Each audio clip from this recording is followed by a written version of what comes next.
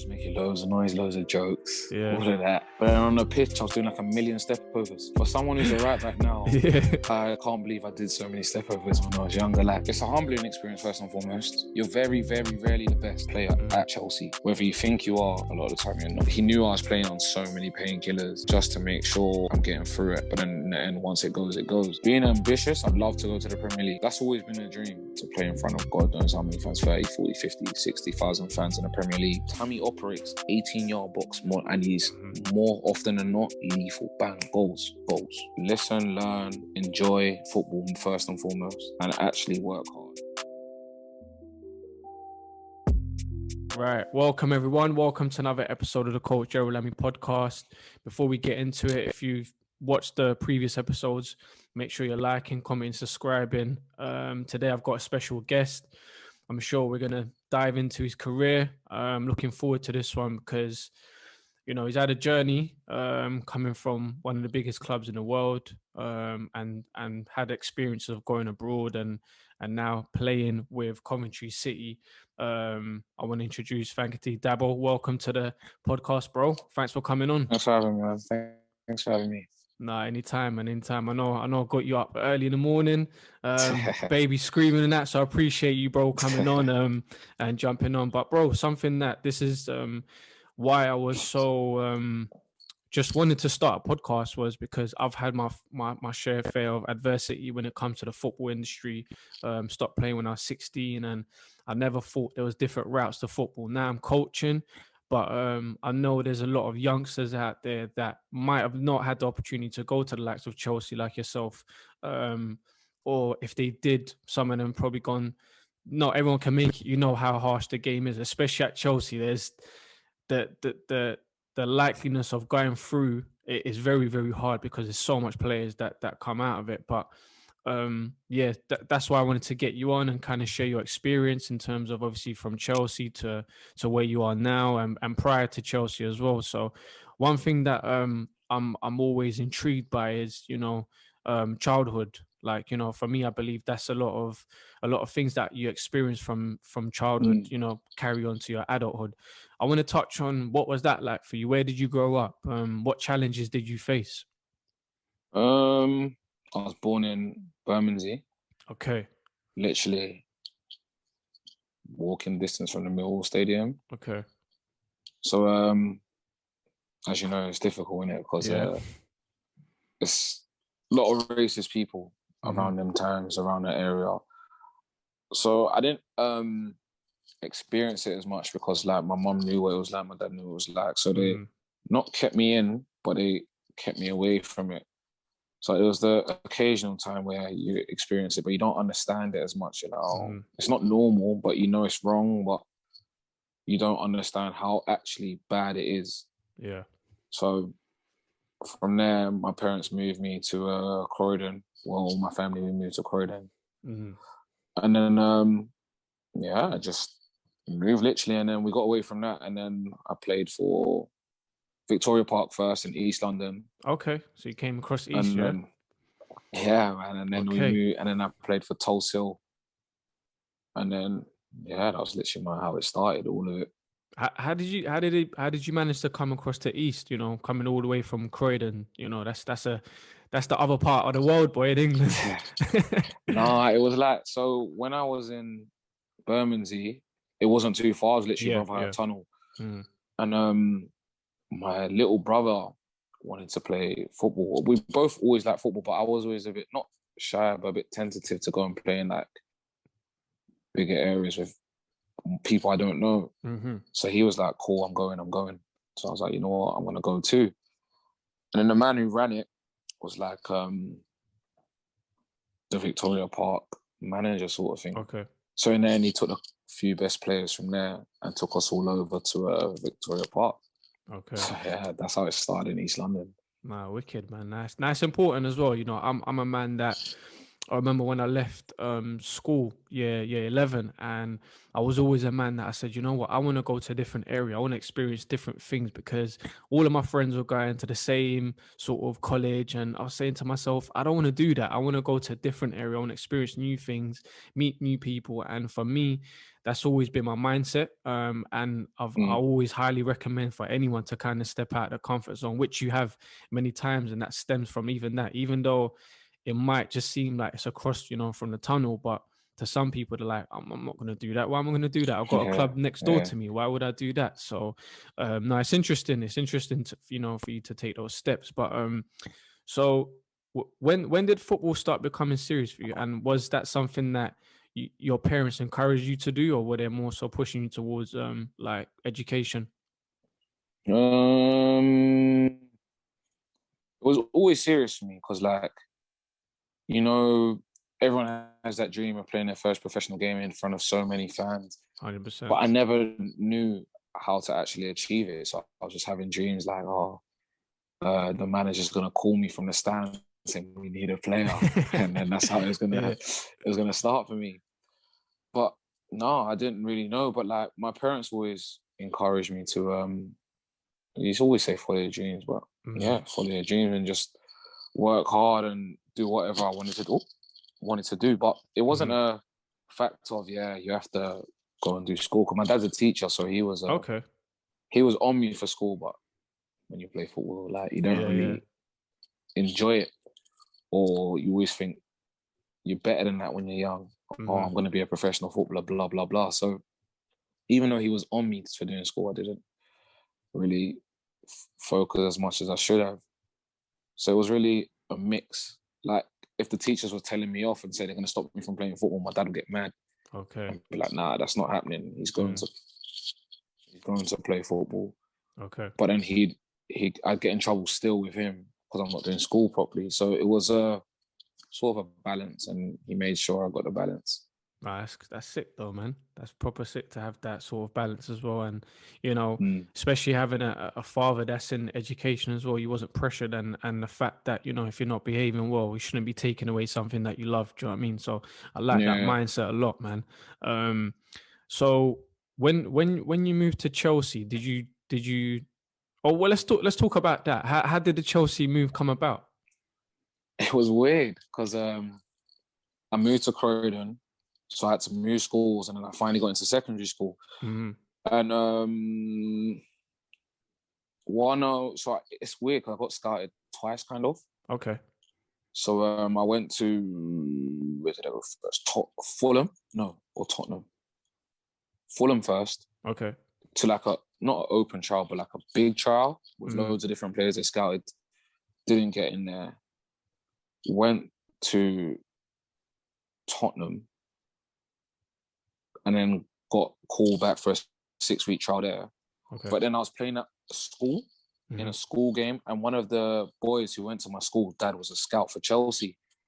He called one of the other boys first, and then he called me and was like, yeah, cool, I want you to go to Chelsea. My dad's a big Chelsea fan. Oh, wicked. So he was like, cool, let's go Chelsea. And then by this time, I've already signed the papers to go do a 6-week trial at Tottenham. Okay. But then I wanted to go Chelsea. So they all sorted that out. And then all of a sudden I get another call we want you to come to Chelsea from the woman who scouted me to go Fulham. So then I did a 6-week trial. They said, okay, do another week. Did another week. They told me do another week. They want to see me play against Arsenal. Oh, wow. Okay. And then after like 8-9 weeks, they finally offered me a contract. So I can't remember how long the contracts are there. If it's like a year or I think it was 2 years. Okay. So from 12s to 14s, and then from there and there on. What was that like though? Because you just said, like dad was a Chelsea fan. What was that like going on trial with Chelsea? Because again, Chelsea is one of the biggest clubs in the world. Like, did you feel any pressure to kind of make it? No, because when I was younger, I was a bit arrogant in a way. Okay. I really, really believed in my ability, and then I made friends with one of the boys, and he was, well, I wouldn't say arrogant. She just really outspoken and really believe in our ability. So we just made friends, and then we was You're breaking up a little bit, bro. sign eventually. Hello? Can you hear me? Yeah, I can hear you now. It was breaking up. I don't know if it's my Wi-Fi. Let me check my Wi-Fi. Yeah, I'm all good here. No, it might mean my Wi-Fi's been doing BTs. Oh, okay. I'm doing BT since like yesterday. Oh, okay. No worries, man. Can you hear me? Yeah, I can hear you now. I can hear Did you you now. as did you what I said last? No, I didn't hear you, man. If you just say it again. What was the quick? No, I If did. you remember, yeah. I didn't feel pressure. Okay. Because like I made friends with one other boy, Mm. and we was outspoken and believed in our ability. Both of us, so like it was just nice and it was always fun. It was always just enjoying it. Mm-hmm. So I did get told off a lot by the coaches as well there, but Yeah. it's one of them things you mature and you just keep enjoying, you just keep learning, and yeah, eventually I signed. And my dad was more buzzing than me, to be fair. So I can it was imagine, man. nice. Must It have was been really proud, nice. man. Yeah, man. Yeah. Nah, sick. So what when you say like you was confident, what sort of things would you do? Because I believe, to make it to the level that you have to have maybe some sort of arrogance, but like that confidence to say, you know what, I am a good player, or do you know what I mean? That sort of boisterous character. What was you doing them times anyway that you was getting told off by the coaches as well? I'll just make loads of noise, loads of jokes, Yeah. all of that. But then on the pitch, I was doing like a million step overs. For someone who's a right back now, Yeah. I can't believe I did so many step overs when I was younger. Like, especially like when you're the best in your like Sunday team, school team, it's like you feel you come somewhere else, even though it's a higher level, and you're still the best. Yeah. So I was doing a million step over, shooting, chopping, this, that, and the other. And then the boys are looking at me, who's this guy? Who does he think he is? So, but yeah, in the end, they just signed and no one had a word to say after that. Nah, that's dope, man. But that's something that anyway, I think when you're younger, you got that like don't care attitude, and like you said, it's important to have that anyway. But and like the step overs, and I think that comes from Ronaldo as well. When he came into the Premier League, he was doing about 1,000 step overs. So it's important to express yourself. Do you feel like in this country it's something that is looked down upon when players express themselves? Because obviously you've had experience going to Holland, and that's completely different over there in terms of expressing yourself. Can you hear me, bro?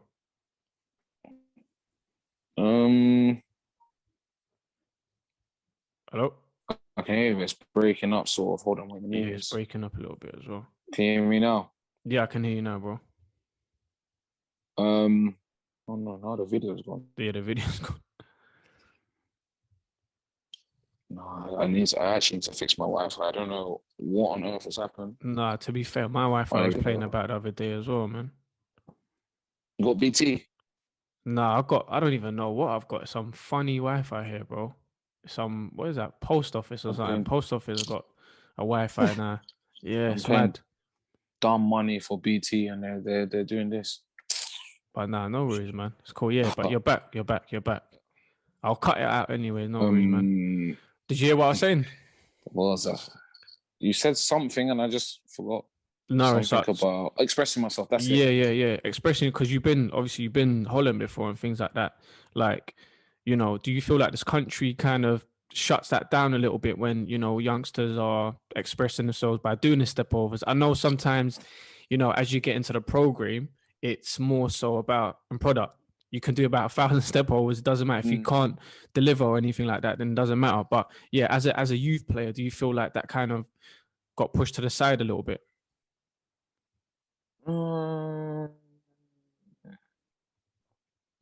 Maybe kind of, because being an English player, it's like you got not a trademark, but you're always known for just like usually hard work, and that's literally it. You work hard, you pass the ball, you're decent technically. You tuck your shirt in. Yeah.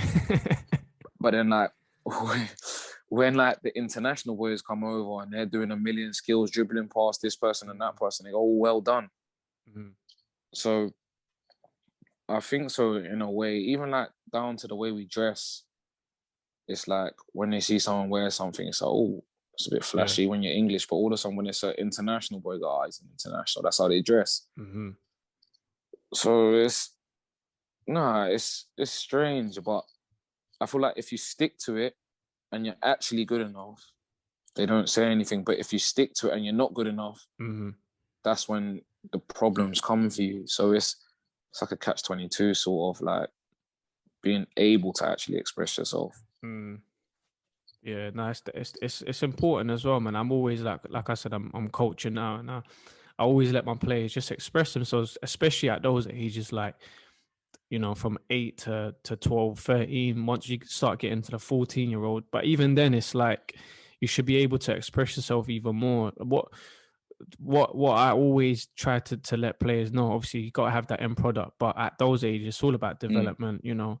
And like Yeah, you said, 100%. you know, these the international boys, they have that sort of schooling, you know, from young, where there's certain implements that have been put to them where, you know, you can do those step overs, but then once you get to a certain age, and now can we take it to that next level? But so Chelsea, like, tell us about that, bro. What was that experience like? Because obviously the whole training ground, that's like Disneyland over there.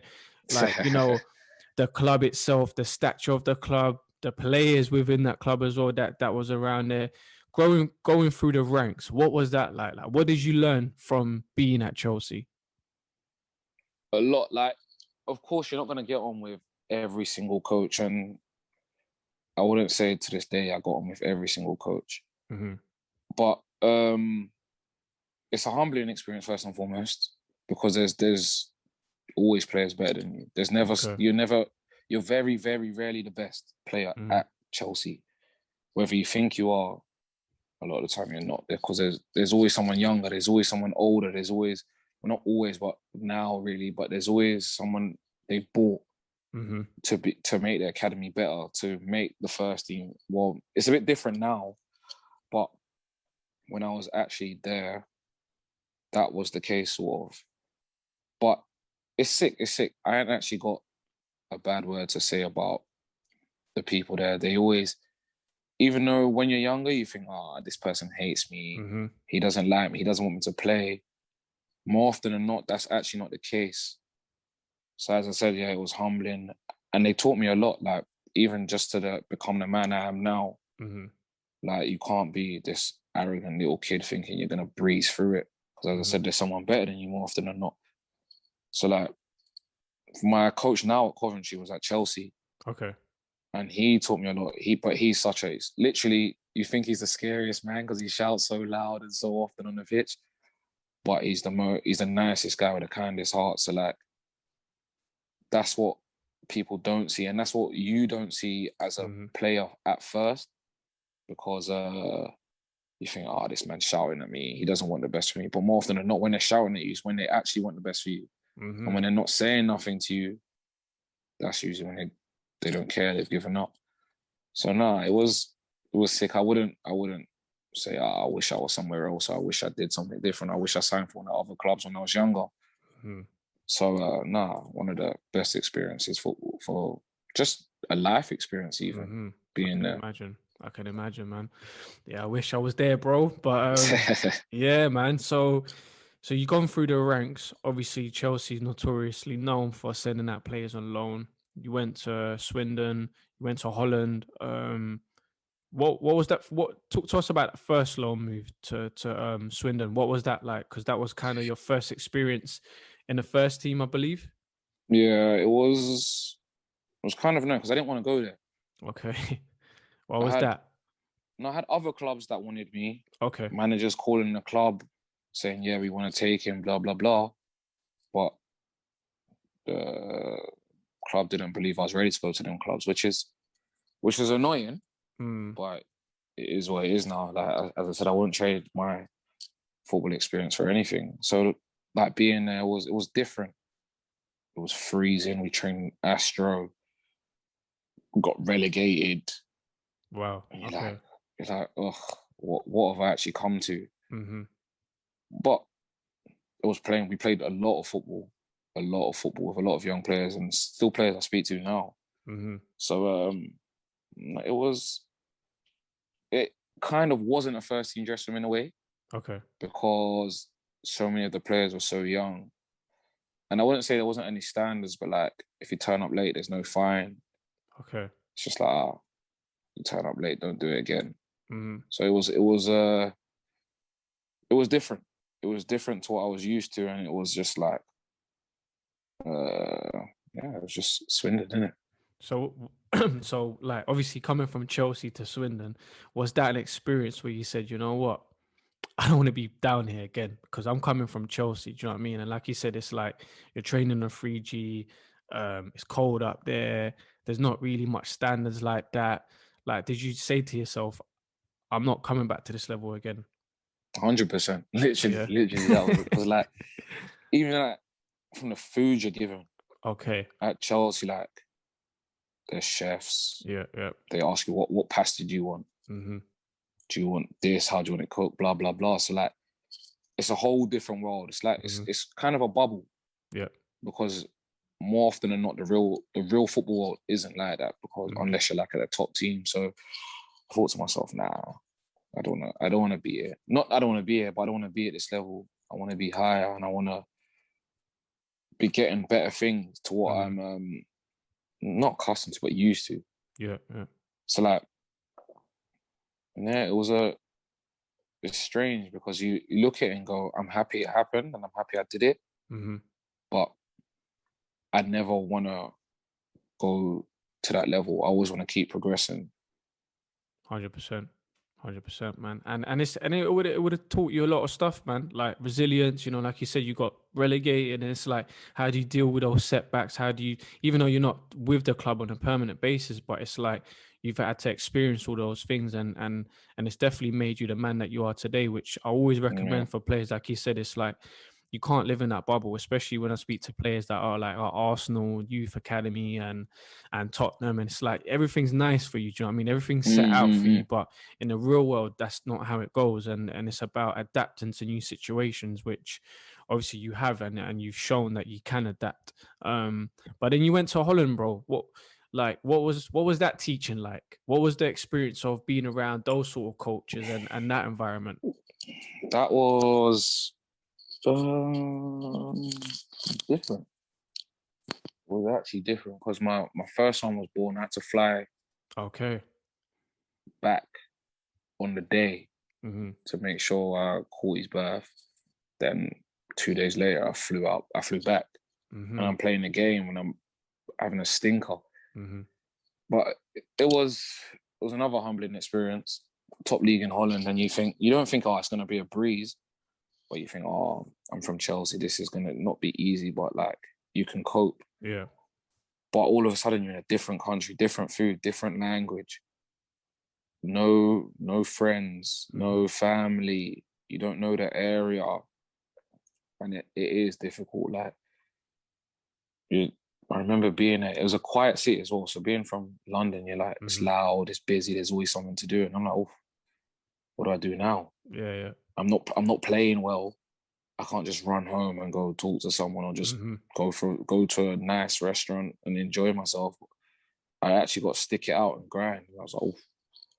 And then that one I didn't do as well as I would have wanted to, Mm-hmm. but What it was was it experience and though? I learned. What was it? Why would you say you didn't do so well, bro? I don't think I was happy, to be fair. Like Okay. I didn't like a lot of my teammates. I didn't.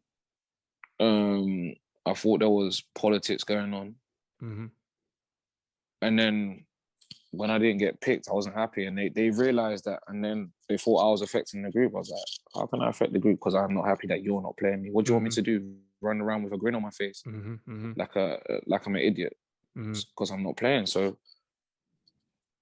yeah, it taught me also how to like conduct myself when I'm not playing, and yeah, so it was just like a whole new experience. It was annoying, but it's another one that I actually needed. It was one of them where I said to myself, I want to be a player who always is needed. Mm-hmm. Like one of the first names on the team sheet, and they always want to play me. There's not even like, oh, we're thinking about getting someone new because we've changed level and we need someone better. I never wanted it to be like that again, and that's Mm-hmm. what this experience brought me. Oh, sick, man. And speaking about something needed, it's a beard shape up, and that's both me and you, bro. Oh We need my a beard God. shape up. It's crazy right now. If you see It's my hair looking under mad. here as well, I'm looking. That's why I got it on. My hair is ridiculous. My beard ridiculous. Bro, bro, you gotta tell me, bro. Look at me, fam. So, but yeah, man. Nah, looking forward to these barbers opening up soon. Oh, I But swear. but no. But on a serious note, though, bro, like you just said, you had your firstborn, like 2 days later, you're going abroad to play. It's not like, you've had your child, and it's like I'm going to the match and I'm coming back home.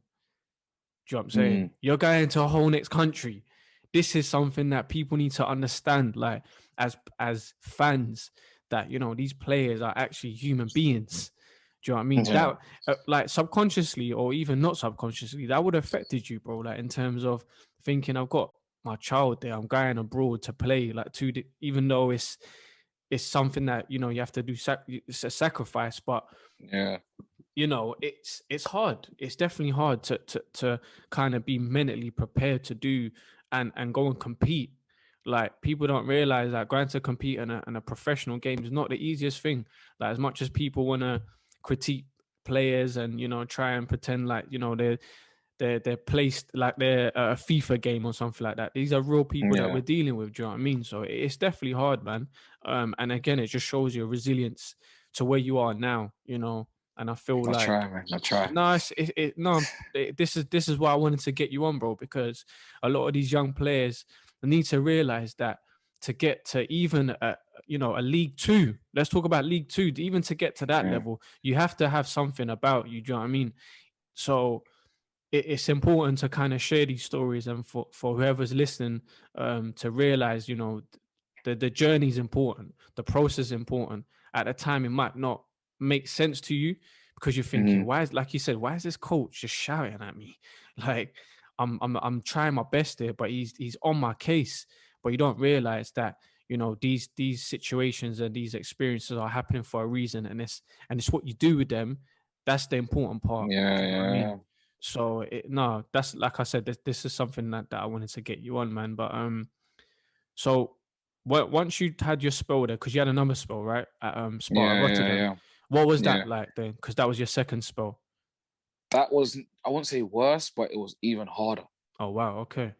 Because so I've gone from the top flight in Holland to go into the second flight in Holland. And I'm thinking, I'm better than this. I need to find a better loan, blah, blah, blah. So it was literally the last day of the window. The manager from Vitesse had gone there, and he's calling me the whole window, like, come. We want to get promotion, this, that, and the other. So I'm thinking, I can get a better loan than this. But in the end, I didn't. There was another loan on the table. I was like, you know what? I know the manager, so I'm going to go there. So, boom. When did I tell? I got the last day of the window. They played a couple games, missed the whole preseason, blah, blah, blah. And another one, literally Astro. Train on Astro, play on Astro, train at the stadium, eat at the stadium. It was like, whoa. It was a bit like Swindon. But then I'm in a whole nother country. And in Rotterdam, where with all the people that was there, they speak less English. And there was less international players there. It was literally all Dutch or Moroccan Dutch or Turkish Dutch. You're like, woof. No one speaks proper English. Only who was there? Royston Drenthe. Remember him from Real Madrid? Yeah, of course. Yeah. He was there, so he speaks English, Spanish, Dutch. Yeah. But a lot of them speak Dutch or bad English.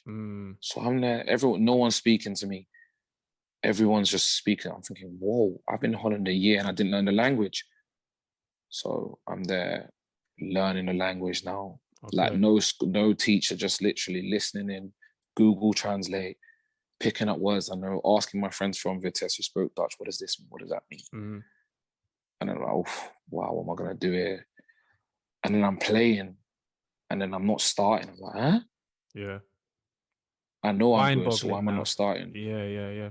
And then manager tells me, you're not performing as well as I know you can, so I can't play you. So then I'm like, cool. Start playing well, start playing. fans you see a couple of the fans go, why is he here? He's not that good. Like, so then I'm stepping up, and I get injured. Okay. And I'm like, cool, whatever. Go back to England. It's like a respite sort of like, yeah, I can go back to England, get all my treatment. I go back out there again. The manager's calling me. He's like, yeah, we need you back. So I go back because it's getting to not crunch time yet, but middle of the season where he was aiming for a top spot, but then we finished second. And that time, it was only top goes up, second to like God knows what, plays a playoff. And then he's like, we need you back. So I go back in the end, playing well, get injured. I'm like, huh? And I think I might have got injured once more, or it might have just been twice. But the manager was like, he knew I was playing on so many painkillers just to make sure I'm getting through it. But then in the end, once it goes, it goes. So then that all happens. And then we got spanked, I remember, like 4-0. I said, what is this? It's like the players don't care. But then that's when it went in my head, like, cool, I can't do this anymore. Start stepping it up. Be a leader. Doesn't matter if you speak English, Dutch, whatever. Be a leader. So go back, start playing well. And then we get to the playoffs. And then, we won the playoffs in the end. We was like, 2-1 down, I think, in the first leg. And then literally won last minute to go up. So it was a sick experience, that. That's dope, man. And Royston Drenton was in this team as well at those times? Yeah. I know. Okay. Well, we still speak now. Yeah. Well, what's he like? Because he's a character. Literally. Yeah. Well, he's a character. Like, you think, why is this guy who's been at Real Madrid here? Like, so I was speaking to him, learning from his experience. He's like, bro, I like girls and I like partying too much. Yeah. That's what messed me up. So I was like, oh, all right, cool. So you know what to avoid. Being like 25 now, you kind of know. But he was like, maybe he got too much too early. I think he was 19 on millions of pounds, well, millions of euros. Yeah. Playing in one of the best teams in Spain. So he had everything to him: girls, money, partying. So like it's easy to go down that route. And like, still to this day, he loves a good party, loves a good drink. Yeah. So it's funny, but he's still good, got a wonder at left foot. So yeah, 100%. He must have been a baller at them times as well, seeing him train and that. So it's crazy. But the thing about it is what I liked about that story, you threw out the word like leader. You know, a lot of times people throw out that word, you know, and it's just they say, you know, like you need to be a leader in football. But like, how do you build that? How do you build that courage as a player to say, you know what, regardless of us speaking Dutch or not, I'm going to be the leader here? It comes from experience, one, I think. And then, like, I just think it's natural, kind of, because, like, some people aren't big talkers, they're not big voices, but when they get on the pitch, their actions do loads of talking. So, like, even from when it comes in from a slow pass, you get it and you punch it out to someone hard, and then you get it back and you punch it again. You're building the tempo. So now you're leading the tempo. Do you know what I mean? So, like, but then you got that player who's, someone will give it away. He goes, hey, come on. But like, not horribly, just like, hey, come on, you know you're better than that. Then that person goes, oh, you know what? I'm better than that. Then he does it again. And then it's a bit more aggressive, a bit more forceful. Like, yo, come on. Like, this is dead. Behave yourself, fix up. And he goes, you know what? He said me fix up. I got to fix up. So there's like, you can be a talker. You can be a leader with your actions on the pitch. You can just be a leader, like, with your actions off the pitch. So you got like, I call them super pros. I'm not, if I'm honest, I'm not a super pro, like, who's gonna eat perfectly every day. If I'm injured, you cut out your carb intake, blah, blah, blah. But you got people like that who can lead other people that way. Or like, they go in the gym and they're stretching hard after to make sure they refrain from injury. So like, there's just loads of different ways, and like, I think how you influence people. So if you're this super pro, you can be a super pro by yourself. You just worry about yourself, focus on yourself. But like, someone else you talk to someone, say, oh, this is why I'm doing this, and then you influence them, then they influence someone else, and all of a sudden you're leading that way. So I just think it's just that how you have the influence on people, what you do and what you choose to do and what you choose not to do. No, sick, man. Definitely. I agree with you, bro. And then in terms of like injuries as well, like you spoke about, I don't want to skip past that. And you're currently injured at the moment too. Like mentally, how challenging it is being injured. It's so dead. Like, Mm, you're thinking, how have I got injured? Like, since that year at Sparta was the first time I was actually getting injury after injury after injury, which was mm, taking long for me to recover. Like, so Chelsea get a little ankle roll, strap it up, go yeah, play, yeah. or like little tendonitis. Mm-hmm. Cool. But like this one, like what? Who shot me in my hamstrings? Mm. Like why am I getting injured? And you start thinking like, okay, I'm You're getting too quick, older now. bro. You're moving quick. It might be, but you know what it is? I'm getting older, innit? So I'm like, I got to take care of my body more. Yeah, yeah. And then I remember when I was at Swindon, I spoke to Rowan. So I looked at him, I was like, this guy's in the gym every single morning doing the Mm, exact same stretches. Like, what are you doing? He's like, bro, if I don't stretch, I need to prolong my career. yeah. If I don't prolong my career, who's going to eat? Do you know what I Mm-hmm. mean? So I was like, I took that from him. I was like, wow, you're actually right. Mm-hmm. Because like, I'm thinking now, I'm 25. I want to have minimum 10 years left in the game. But there's Mm-hmm. people like Thiago Silva, maybe he's 36 or Yeah, something, yeah, yeah. who are playing at the top level, who are, I won't say refrain from injury, Mm-hmm. but they're still at the top level. They can still play. Like Ryan Giggs, 40 years old, Mm-hmm. Mm-hmm. still on flames at 40. Like, Yeah. huh? How are you Zlatan, same doing thing, this? doing bits right now. Zlatan, even I think it's Ian Henderson, Mm-hmm. League Two for Salford. Mm-hmm. What's the guy for Doncaster? Oh, I can't remember that guy's name Uh, now. I can't remember his name right now, but he's playing for Coppinger, Okay, yeah, yeah. 38, Mm-hmm. 39. Like, whoa. Mm-hmm. So how are these guys prolonging their careers? It's not genes. Mm-hmm. You have to play at a good level still, and you have to refrain from injury. So like, or you have to bring something mad. So if you're getting injured, they still need you. So like, I saw that and I went, cool. I need to prolong my career. Mm-hmm. So like now being 25, thinking, cool, what's the things I can do to refrain from getting injured to prolong my career? So, but back to the actual point, it's no, it's so bad being injured. Like Yeah. you're watching your boys on the pitch, win, lose or draw, you're thinking, oh, I could be a part of that. Mm-hmm. I want to be a part of that. So it's just dead. But I sometimes like think to myself, oh, this could be so much worse. I know people Yeah. have done ACLs who have done 9 to 12 months, or people who are proper sick Mm-hmm. and they're battling whatever they're battling. So it's still bad and still awful for me personally.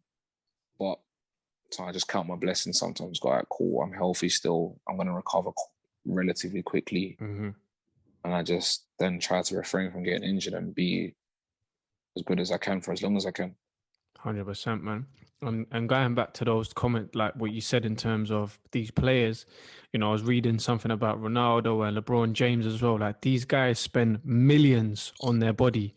Like obviously they've got the funds to do that also, but even these other players, like you said, in terms of where they're going to the gym, maybe extras, stretching, doing these things that people sometimes don't realize that help in the long run, where some people might want to spend money, like you said, maybe on clothes or on these things, or do you know what I mean? Or more than the exterior rather than the interior, where for Yeah. me, that, like you said, get into that position now, it's important to do those things. It's important after training. I need to go and do 20 minutes of stretching, or when I wake up in the morning, I'm going to do yoga because I've got a family now. I've got to provide. I want to play 10 years. For me to do that, I have to do these bits where people are not watching me stretching for 20 minutes and it's boring and it's things like that. But if Ronaldo can do it and he's still at top of the game and he's still working on his stuff and he's still looking like he can play for another 5 years if he really wanted to, like why am I not doing it? Do you know what I mean? That's someone that's Literally. been there at the top and he's got nothing to prove to anybody, but it comes down to the mindset. And hearing you speak, I can see the experiences that you've had. It's like, all right, cool. I've been around the Royston Drentons. Like you've seen that path where maybe that's not the path that I want to take. You know, I've been at Chelsea. I've seen many players come and go. I've been to Swindon where like, oh, you know, this is tough for me. I don't want to be in this position. You've been to Vitesse where you're like, nah, man, I don't want to, like, this is not the place where I want to be because of the challenges that you faced. And still you went back to Holland again, because some people might be like, you know what, after that experience that I've had, I'm not going back to Holland. Like, what am I going to do? I'm going to stick around locally. Do you know what I mean? But you still went, and even went further down the pecking order of the leagues, which was even more tough. So it's like mental resilience. All right, cool. I know what I'm doing. And it's like, you got to the place now where you're at Coventry. How did that move come about, and why did you choose Coventry? They came in really early for me. And then speaking to my agent, he's like, yeah, it could be the best thing for you. Mm-hmm. You could hold out for like champ moves, this, that, and the other. But you know, one of the coaches already, and the way Coventry actually want to play really suits you. So I went, yeah, you're actually right. Even though like it's League One, I've been to League One before. It's a complete different ball game in a way. They've gone to me, they've explained the plans, they want to get promoted, this, that, and the other. And I just got promoted last year, so I know the feeling of being promoted, how nice it is. So I was like, yeah, you know what? Cool. From what the manager explained, from the coach, I actually know from what is he? Head of scouting or something? But what they said to me, I'm like, yeah, cool. It sounds like a good plan. So it could be the best move for me. Sick, man.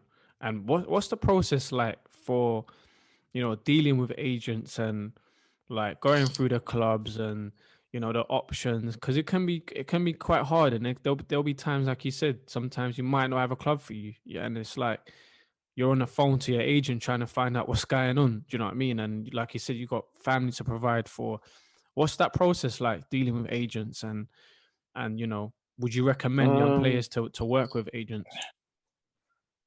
I don't know. Like for me personally, my agent is like an older brother to me. If I don't save money, he's on me. Sick. If I spend stupid amounts, he's on me. If I don't play well, he's on me. So like, it's a normal working relationship, but it's a bit more than that. So, and he's always been honest with me. He's always like, he's never been to me, okay, you're gonna get a Premier League move next year, or you're gonna go to the top of the champ next year, blah blah blah.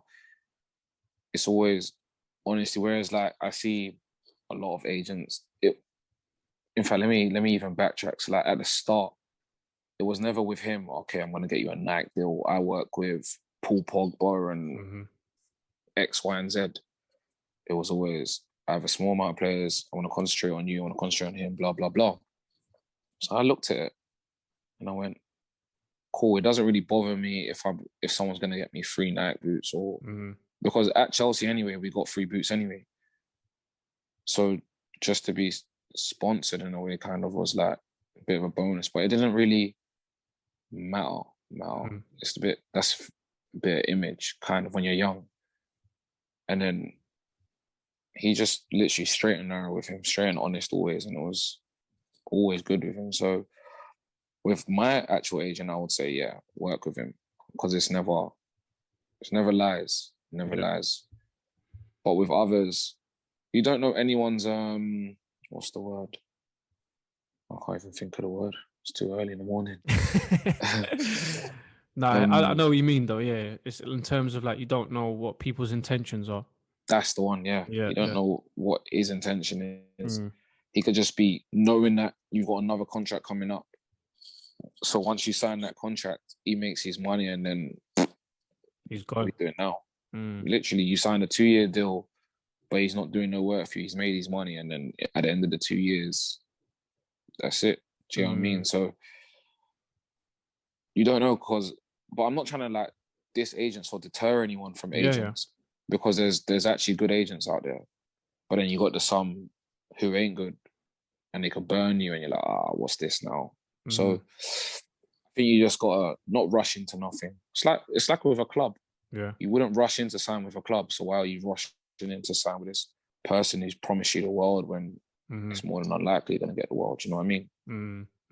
No, powerful, man. No, definitely. I always say that anyway. It's a case by case sort of situation where you, like you said, you can't jump into anything, and it's important to obviously get to know the person and like you said, their intentions, which is very, very important. But going forward, bro, future wise, what's the future hold for you? Where's your mindset at? Where do you want? What do you want to achieve when it's all said and done, and those 10 years are up? Looking back at your career, what's a good career for you?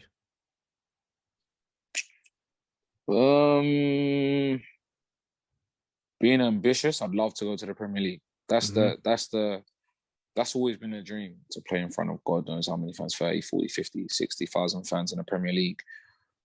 And stay there first and foremost. And then get all them accolades, because I always have chats with my friends like, oh, what would you rather? Would you go to Dubai and earn 10 million, or would you stay in the Prem and earn $1 million?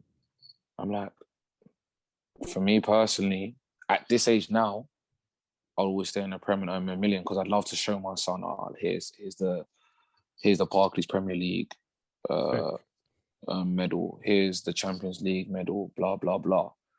Because like, I played in the Europa League when I was at Vitesse, and then I realised how sick that is. I'm like, oof, wow. So imagine playing in like the Champions League with even better teams, even better players, and that. And that's the ambition, that's the goal. But I just take it day by day, first and foremost, because if I don't take it day by day, then I'll just get caught up in something that potentially might not happen. Do you know what I mean? So now, like, it's first staying in the league. Then next year we work on achieving much better than that. And then promotion when we're actually ready and when I'm actually ready. So it's just steady steps, no massive rush yet. No, I like that, man. I like do you know what it is speaking with you, bro? We can hear the maturity, and I think that comes down to those experiences that you've learned from, because everyone experiences things, but it's how you take them on board. So definitely, you know, that prem move, sorry, it can definitely happen. Do you know what I mean? Why not? Why can't it happen? And after watching your videos, you probably got more assists than KDB right now, bro. I see you whipping in the ball. Not this year, not this year. No, yeah. I see you. I'm trying to do. Nah, man, it's good, man. I see you whipping it in, bro. Saying, you know what? As a fullback, you're moving like Trent, bro, with those assists and that right now. You know what I mean? So slowly but surely, man. No, 100%, 100%. But before we wrap it up, I want to do a quick fire round question with you. Yeah. So first question up. Best player that you've played with. We talking like games, or we talking? Let's do both. But games and training, because I know training, there's some training crazy is simple. players. It'll be Eden Hazard, simple. Oof, okay. Games. There's a lot. That's the thing. Like, one or top three. Let's do top three, because you've played with some ballers. You heard of Talani Serrero? No, I haven't. You know. Where was he at? Chelsea? He was at Vitesse. Oh, Vitesse, okay. Like, I've never seen someone never give the ball away that much. Is he Dutch? Never. He is South African. Okay. He played at Ajax for God knows how many years. But yeah, I think he's one of the best.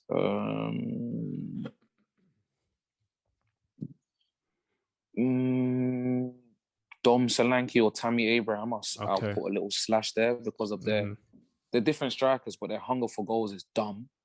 Dumb. Let me do a defender, because I've Andreas Christensen. Okay, yeah. Solid players. Or there's even Ruben. See, there's so many. You played with that Chelsea team, was crazy, bro. That the youth teams.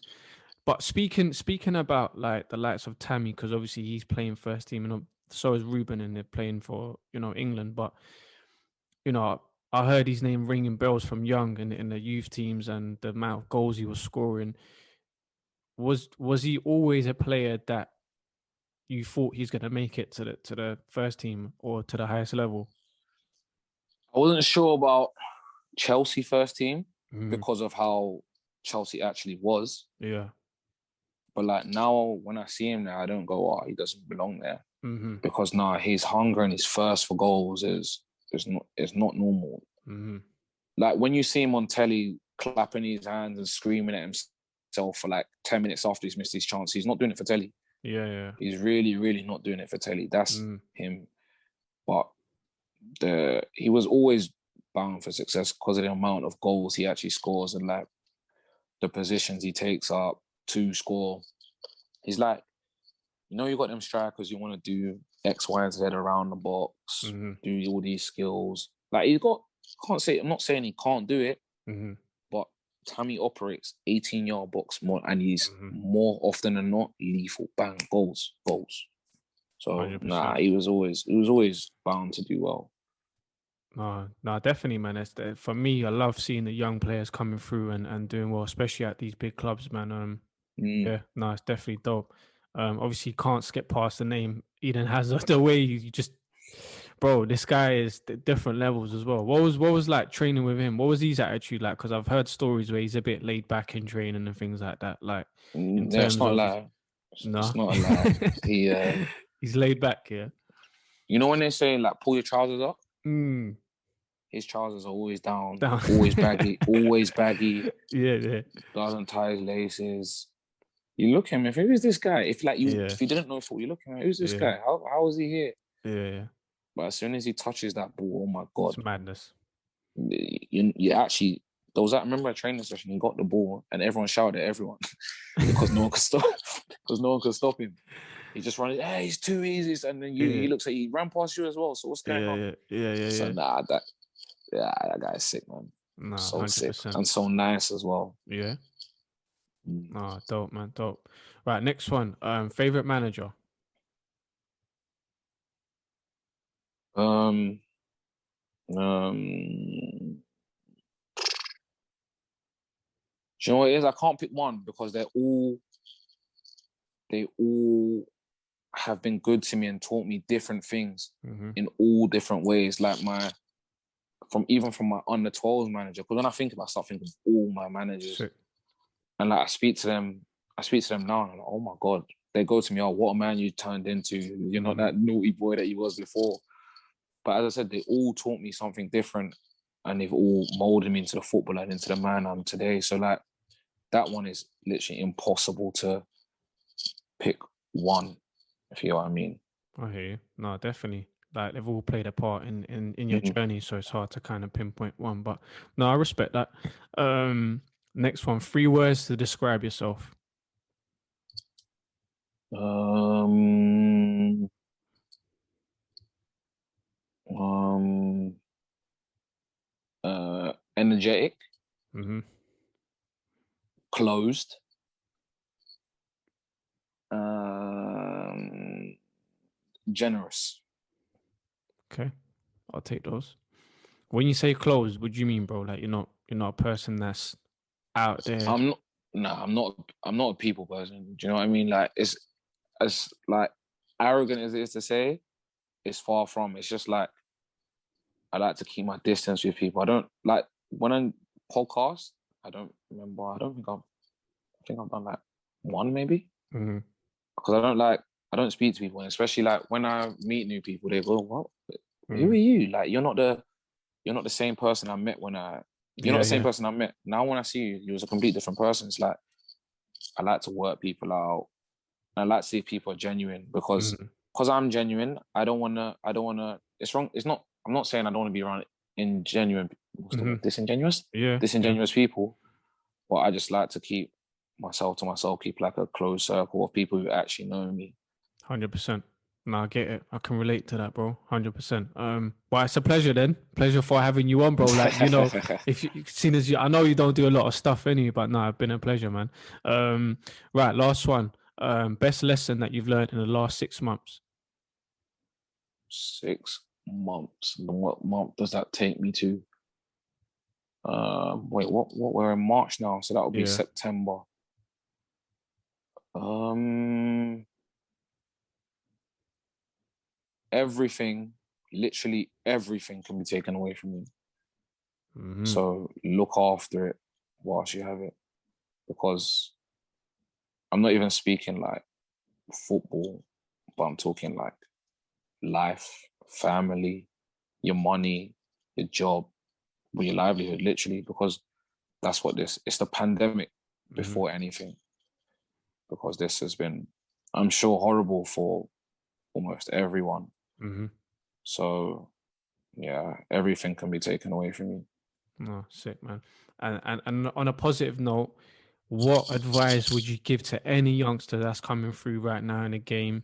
Yeah, anything that you would share with them? That if and when they listen to this, that they don't take me as I'm the model or perfect pro. I'm a human being just like them, and I'm not on a pedestal. I'm not above them. And that to listen, learn, enjoy football first and foremost, and actually work hard, because everything will be there when you're finished. Literally everything. There's millions of girls.